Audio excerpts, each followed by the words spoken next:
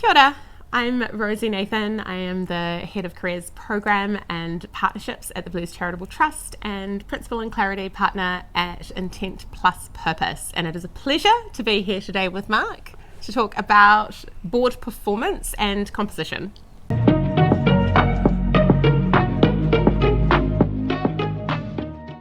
Hi, welcome to Governance Bites. My name is Mark Banicevich, and as you just heard, again, I have the pleasure of spending time with Rosey Nathan. Rosey, thank you very much for your time. It's so great to be here. You do a lot of work in this space around skills matrices and recruiting for boards, so it'll be a great conversation with you on this one. My first question for you, when boards underperform, is it usually a capability problem, a behavioural problem, or a leadership problem?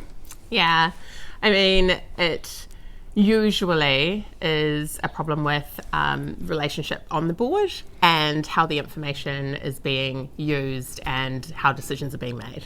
So there can be lots of, I think where the biggest difficulties I've seen across boards is where there's repeating cycles and nothing actually gets moved forward. Right. So part of that is behavioural because you don't necessarily have a person in chair that is strong enough to move decisions forward or to get to the right information. And so you keep being pulled into this vortex. So that underperformance comes from repetition and no forward motion. Right. Yeah. Right. What warning signs tell you that a board is no longer fit for purpose, even if it's meeting all its formal obligations? Yeah. So on paper, I think part of it is feel.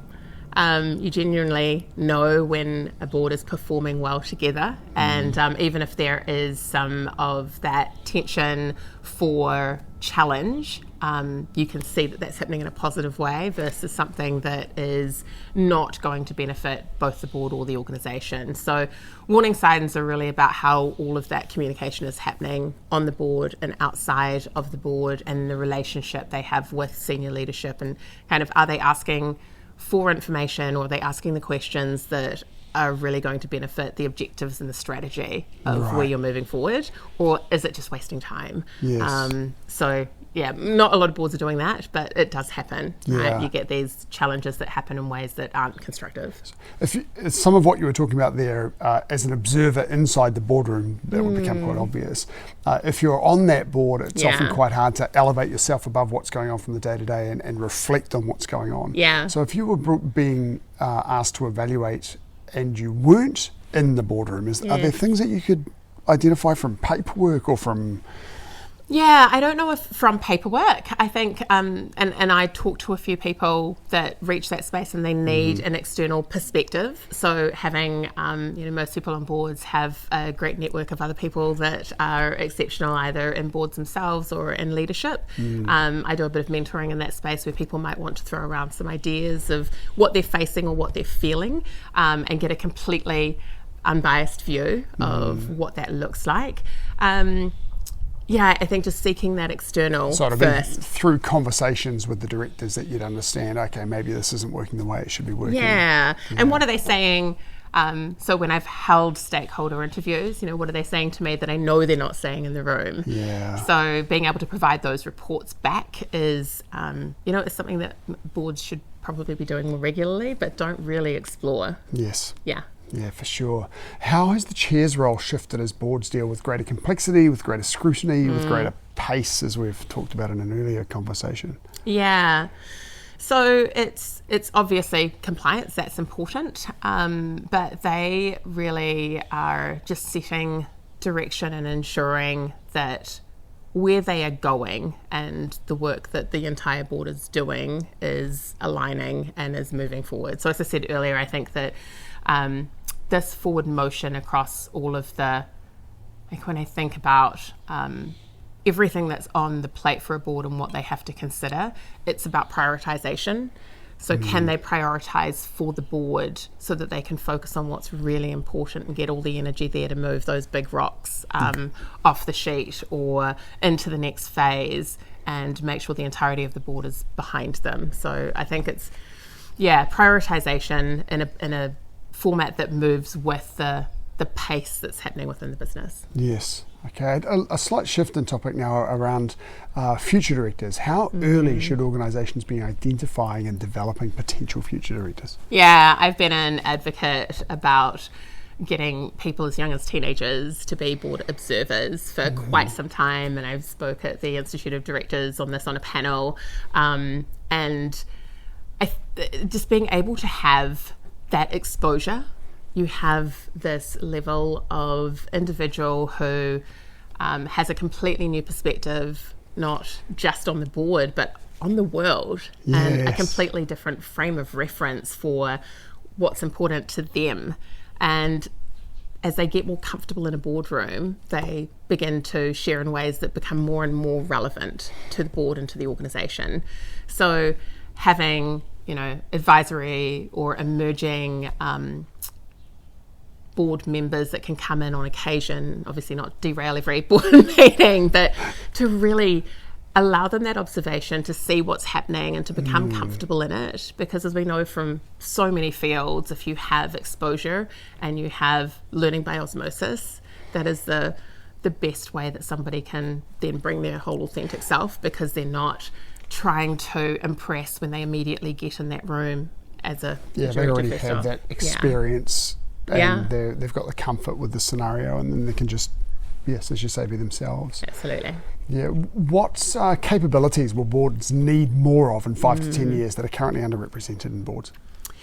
Yeah, I mean, I'm huge on diversity. So the diversity that is across an audience of an organisation, just to ensure that you're hearing where your levels of audience are sitting in the marketplace. There's still lots of assumptions made, and there's quite a disconnect between exactly who every audience is and how that's represented from a board perspective. So I think we can allow for a lot of different voices in a board. We really can. And the work that you're doing with skills matrices, are there any skills that are creeping up on those matrices that haven't been there before, and you think that will appear in the next few years? So actually we really need to have the skill set on the board. I mean, definitely soft skills is just an awareness of there's not as many that are focused completely in that development area. So yes, HR has always been important, but what about the performance and development piece? How are we ensuring that we're uplifting that across the organisation with our people? Obviously tech, which we talked about in the first episode, that's an area that requires an amount of understanding where that's relevant to the organisation, but just continuing to understand what's happening in the challenges within a marketplace where you're operating. So we have seen businesses that have turned around in positive and negative ways in a pretty prompt fashion if they don't see the runway of that occurring. So, those that have a really good idea of where the market's heading and then how they can help the organisation. Foresight. What does effective board level mentoring look like in practice? It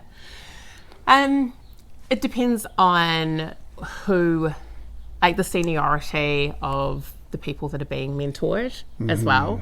Because you don't want this to be a one-way street, and that is what naturally tends to occur. And I think that's it can happen in normal professional relationships as well, is that you can defer to somebody that has more experience and more knowledge. But a great board mentor, is able to step back out of that and keep being curious about what the direction should be and what the person needs, and offer support and perspective, but not dampen creativity and opportunity, because some of those new areas into innovation can get stifled at that point. Okay. Who should own the onboarding and development of new directors? The chair, senior directors, the whole board, the company secretary? Who owns that? Not everybody has a great process, as we know. I think the first step is developing a process for what are the things that should happen. I've been on a couple of boards without a process at all. It's like, here's your first meeting. Welcome to the meeting. And you're okay. That was induction. And there is also just some self-drive. So as a new board member, asking the questions of, what is the process and what do I need to know and how do I get to understand this business better and my board better? And it's a time it's a timing thing with schedules. Yes. But if you can do this and have everybody on the board available for at least 1 or 2 sessions, short sessions a year, where they have a conversation directly on, the skills that are on the board. Does everybody feel really comfortable already with where we're at? And through the induction piece, do our processes need to change with that, instead of it being something fixed and in the background, and then even doesn't get pulled out when there is a new board member So not joining. a one-size-fits-all box, No. and something that's a little bit flexible and adaptable that everyone gets involved in. And as you say, very important for a director entering the board to know what they should be demanding from an induction, and making sure that stuff's in place, and asking the questions and putting time frames in place, because that's the thing. You can have the conversation and ask the questions, but unless you say, okay, well, by next board meeting I need to have completed this, who will support me? Yes. Or what do we do to get that process happening? And has nobody else on this board done this? Then maybe we should do that together. So putting in those milestones. Great. Yes. I'll need a checklist at some point of there you go. entail. Are board evaluations genuinely improving performance, or have they become a compliance exercise? Depends on the board. It depends on the confidence of the chair. I think some of them are fantastic. I've seen really great, absolutely fantastic and formal versions of that, from an individual board member evaluation with chair through to really formal, great process, not very effective, because it felt very much just like checkboxing. Yeah, right. So, okay, you meet this minimum requirement, but there wasn't a lot of, again, two-way street. So, what are the observations that we're missing? What is it that you're feeling about this? How do we improve and lift our tide together? I think they're a great opportunity if used the right way. Right, so it comes down to the attitude. If you're going into a board evaluation saying, oh, it's been 12 months, we've got to do our evaluation, then you're probably not going to get enough out of it. But if you go into it thinking, okay, where are the opportunities for improvement? Where have we slipped? What are we doing really well? What can we learn from this, and how can we improve? Then you're going to get some great value out of your evaluation. Yeah, absolutely. What single change would most improve board effectiveness over the next decade? Gosh, the next decade. Who knows what the next decade shall hold? Let's say the next 6 months, shall we? It's moving so quickly. I think that challenge and communication, which is great on a lot of boards, but being really structured with it alongside the prioritization. So the single change is just ensuring everybody has the clarity of the intent for what they need to deliver, what's important, when it's important by. And I know that's lots of people are already doing that, but honestly, lots of boards really aren't. Yes. So just focusing on that, I think, brings a lot of clarity for a board. Great. Thank you. I've got one final question for you to wrap us up. What's the best governance advice you've received? To really deeply consider why you're getting on that board, what you're doing there, and what you can add in terms of the value. So having that assessment and understanding your position and kind of getting to meet the board before you take those steps is an important one. And I'm not sure that everybody does that in the right way. There's lots of want in the opportunity to join boards, but really understand your own why first. Okay, Rosey, that's been great. Thank you so much for your time. Thank you. Let's do it again. Yes. See you next episode. Thank you for watching this episode of Governance Bites. We have more episodes on YouTube and your favourite podcast channel, where I interview directors and experts on various topics relating to boards of directors and governance. We'd love to see you back, and please like, subscribe, and share the videos and podcasts.